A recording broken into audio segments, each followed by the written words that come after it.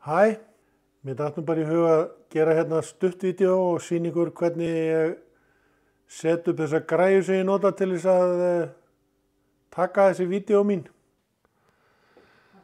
Hér er þetta sem setupið mitt, frá þeim sjónarhóli sem myndavélin er að taka.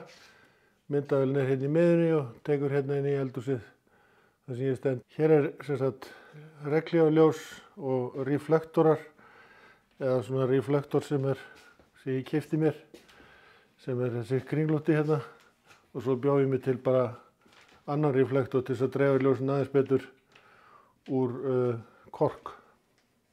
Og svo impróvisar maður, staflar upp einhverju dóti bara til þess að hækka tölvuna sína. Ég þurfti að hafa hérna handrit.